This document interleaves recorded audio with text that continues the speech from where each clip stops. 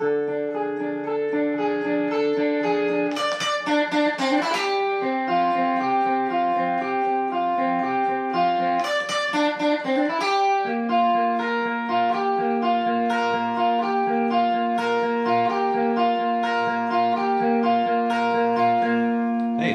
with an episode of Chordplay, and this is the Chords of Genesis. And I fully admit that I had the idea to create this lesson after Genesis recently announced that they were going to reform and tour this year.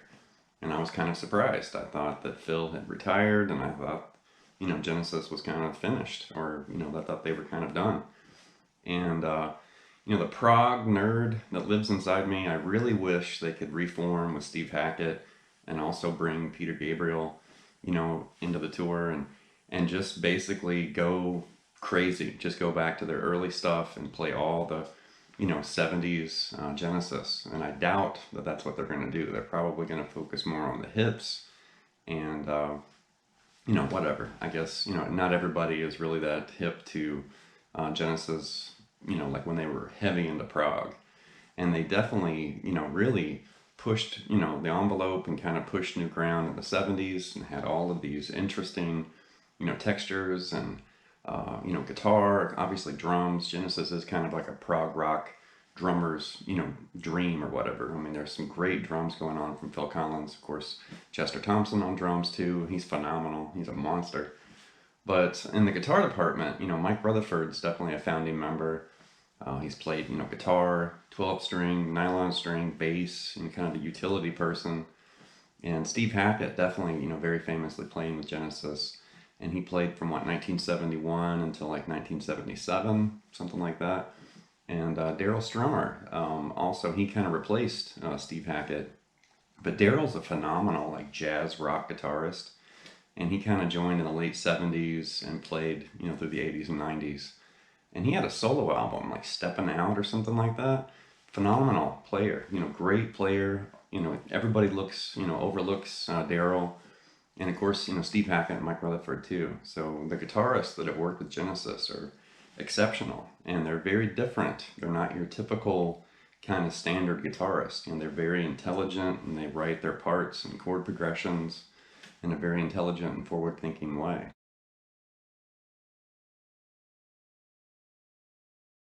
All right, with the opening, that was the song Dance on a Volcano, which is from A Trick of the Tail. And I always like this intro part. It just slowly builds, and it has this eerie, kind of suspenseful, sound. And then the song just kind of opens up, like a flower. But with that intro part, it's really interesting.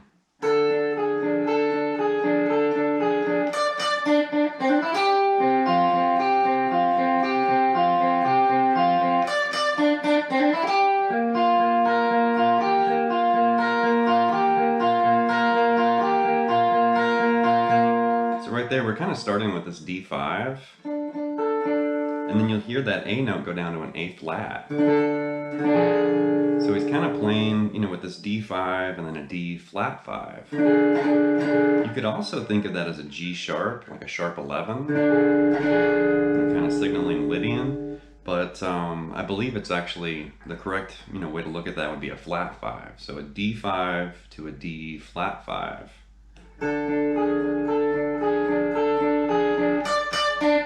And right here, the time signature during this intro part is really wacky because I think it starts in 4/4, then it moves to 2/4, and then 3/4, and then it's 4/4, 3/4, and 7/8.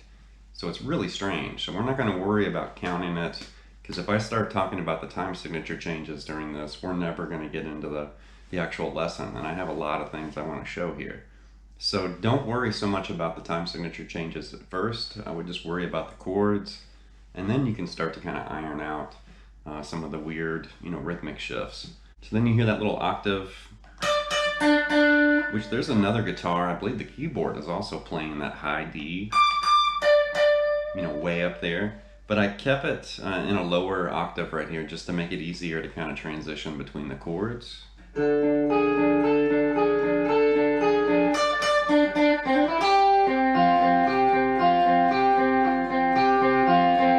Right there, that's kind of like a D7 sus4 and then a D minor 7.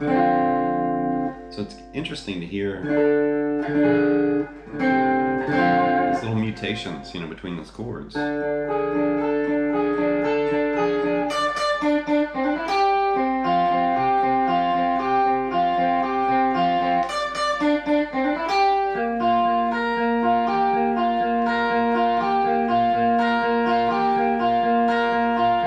Right there, that's kind of a B flat 5, and then when they add that G note, that's a B flat 6 happening right there. Implied. It's just partial chords. So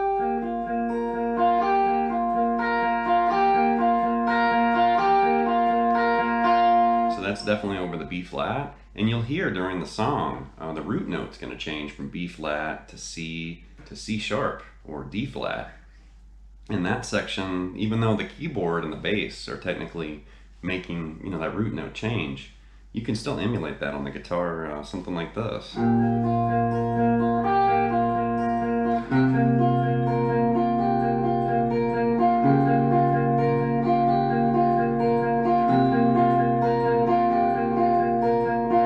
It's tricky, but there you can see I'm kind of grabbing the root notes. That's kind of the easiest way to emulate that.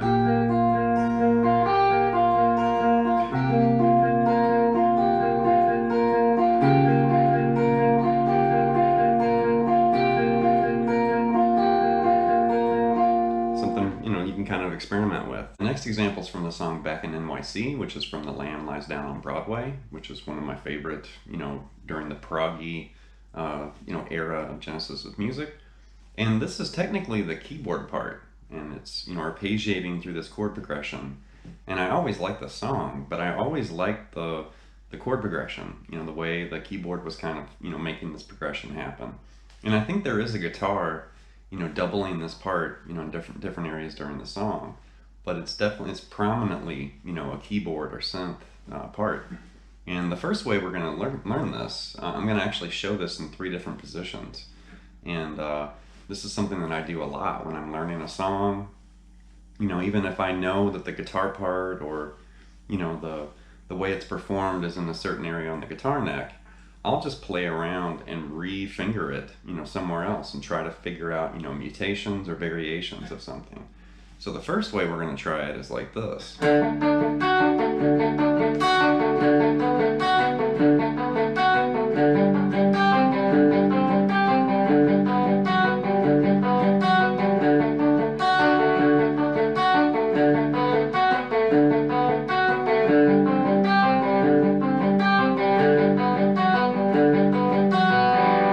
There you can see it starts with D major, and then we're going to play a D6, and then D7 sus4, and then right there it's going to basically move to a D6 add 11, so everything's open except for the 2nd fret there on the high E, grabbing that F sharp. So just that 4 chord progression that revolves around D.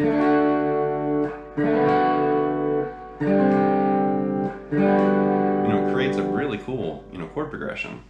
And then we can refinger that, because technically this is a keyboard or synth, part that we've adapted and brought it over to the guitar.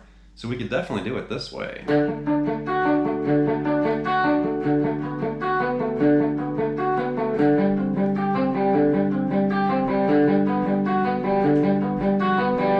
But just to exhaust, some different options here, we could do it this way. So there's D major. And this is going to be tricky because you have to stretch, and have a fret in between your middle and 3rd finger. But then that D6 we could actually play like this. And then the D7 sus4, you basically grab it like that. And then the D6 add 11, you can do it like that, which that creates, a really interesting kind of alternate way of playing that 4 chord progression. Another way you could actually arrange those 4 chords, you could do it up here, and we're using the low E string as the root. And then it's going to change to this, which that's going to function as the D6 now. And then we're going to change to that. So that's our D7 sus4. And then for the D6 add 11, we're going to do it like this. really just an example of taking, you know, a musical part or a section of music or a chord progression and exhausting, you know, different ways of arranging it on the guitar. And this is really good because it's going to expose you to different ways of, you know, arranging chords and playing, you know, some of these different parts on guitar. And especially if it's something from, you know, piano or keyboard or another instrument, you can kind of play with how you're going to arrange the notes on the fretboard. Next up is the song Ripples, which is also from A Trick of the Tail. And this is a pretty famous, you know, prog-era or 70s era Genesis song. And, you know, I've seen some transcriptions and I've seen, you know, people kind of covering this song in different ways. And all we're really going to do here is we're going to lock on to one chord that's in this song that I kind of like the voicing or the arrangement of the notes. And then we're going to experiment and we're going to create variations. So you might be wondering, well, why aren't you showing me the song? Well, I mean, we could definitely work on Ripples, but I'm really just kind of exposing the creative mindset that is chordplay. I mean, we're literally looking at music from all these different bands and guitarists, and then we're locating, you know, interesting chords or unique progressions or something, you know, noteworthy or interesting going on in the music. But then, you know, I'm not really worried about playing the song note for note. You know, if you want to learn Ripples, then sit down and learn, you know, the song. But I'm being kind of playful and creative and very casual and laid back with all of this, you know, all the lessons I'm making here. Because I'm really just kind of throwing out some creative ideas and some different ways that you can experiment and be playful with music, you know. There's nothing wrong with experimenting, you know, and just seeing what happens when you sit there and start playing around with your guitar. So the chord, it's actually an E add 11 right here. And he's finger picking through it.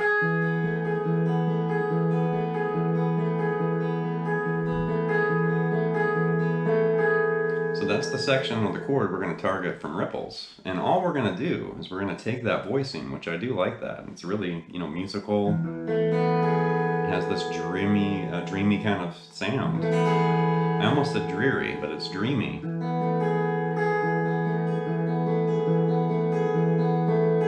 So that's an E add 11. Now let's play around with the lowest note, which is that E right there. So let's change that to an F sharp and see what happens. You know, it sounds good. It's actually a B13 over F sharp, but we're not going to worry so much about what the names of these chords are. We're really just kind of locating some new voicings. And right there, you know, that sounded good. And going from this, raising that up to F sharp right there. So now let's see what it sounds like if we play the D string open. You know, very cool. So let's do the same thing on the A string. So now let's move the root note down to the C sharp. Move it down to a B right there on the 2nd fret. Now play the open A. Go for this A flat right here, a G sharp. Do the F sharp down there on the 2nd fret. And now play the low E open, and you're back at the E add 11 we started with.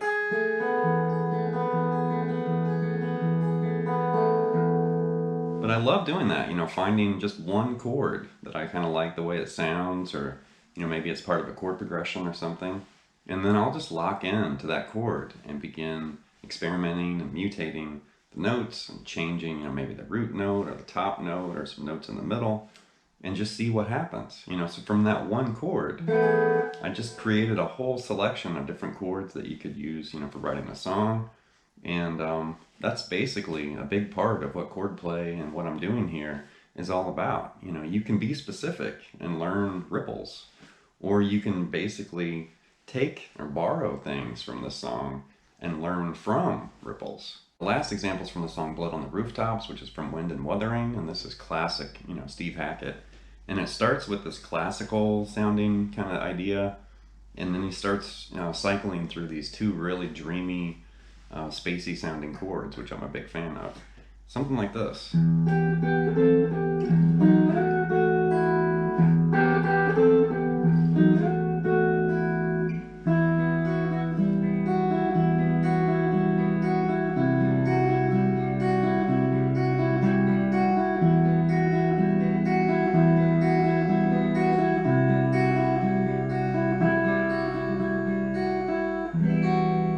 Really cool. It's kind of playing around with E minor in the beginning. And he's really just sliding those sixths right there. But he's kind of using the low E, you know, ringing in the bottom there.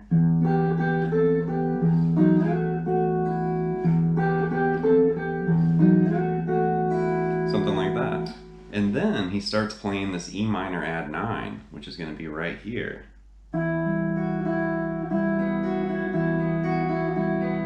Once again, kind of finger picking through that chord. And then that's going to change to a C sharp 11. And there I'm really just using my middle finger and moving from that B note on the 4th fret on the G string to the C note on the 3rd fret on the A. So that's tricky. This is definitely a big stretch, you know, to move from the E minor add 9 to that C sharp 11. Something like this.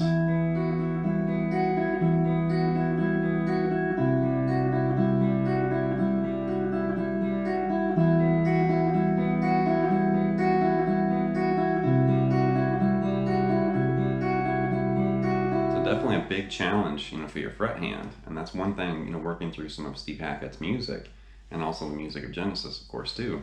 But Steve Hackett excels at that. He finds all these really bizarre, you know, fingerings and voicings for chords that are very demanding, you know, for your fret hand. Here's another section from Blood on the Rooftops, and this is right before the interlude, and before the drums and everything kind of kick in, and the song really starts to take off after this. And then you hear it again later in the song, but it's this little descending fingerpick part, and it creates these really interesting chords, something like this.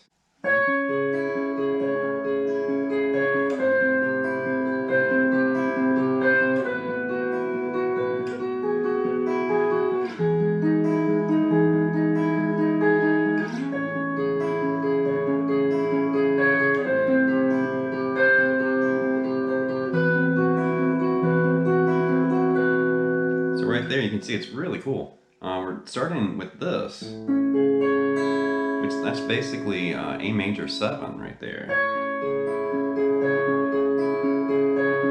And then you're going to move that down a half step, and that's going to change it to an A minor 7. And then move it down another half step, and now you're playing an A6 sus2. Right there, he adds, you know, this G sharp, and that's going to change it to an A major 13 sus2. And then it moves down here, and that's going to basically function as E major 7. You know, really cool way of playing E major 7 right there.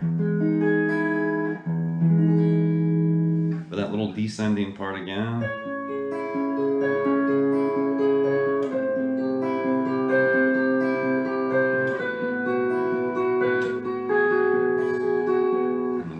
Major 7.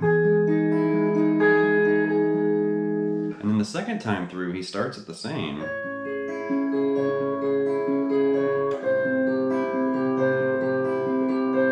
And then right there, it's going to change to this, and that's going to be an E sus2 flat 13.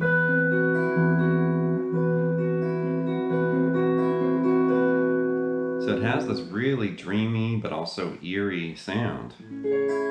Just kind of moving that one fingering down the fretboard. And once again, I mean, that's really chord play in action. Once again, you can see Hackett was really just kind of manipulating this fingering, and he found all these really cool chords. That's going to wrap this look at the Chords of Genesis, and definitely I've been a fan and following this band ever since I was in high school. And I remember my choir director, when I was in choir, he was a huge, you know, Yes and Genesis fan, and his name's Vance Hayes, and he definitely influenced me to check out Genesis, because whenever I'd ask him about music, He would mention Bach, he would mention Chopin, and then he'd turn around and mention Yes and Genesis. And for a long time, I thought those were the only four, musicians or musical artists that he liked, because that's all he ever talked about. And then he would start talking about other people, Simon and Garfunkel and Beatles and whoever. But really interesting. And I remember I, heard him talking about their music, and he played some of it, and then I remember thinking, okay, I think I want to check this band out. And then as soon as I did, I became kind of obsessed, and I thought, wow, I really like, this early, Steve Hackett era. I mean, it's almost like prog folk or something, because you have classical, you have some folk elements, you have a little bit of jazz, and then of course rock, it's hiding in there too. And Genesis definitely changed over the years. Like in the 70s, they were completely different than how they were in the 80s and 90s and after that. But there's something magical about that early, kind of this moody and somber and almost eerie music that they created. And it's kind of dark. Some of their songs, it's really dark, lyrically and also musically too. So anyway, leave some feedback and some comments. Please subscribe to Late Night Lessons, and I'll be back before you know it with more content and material. Thank you.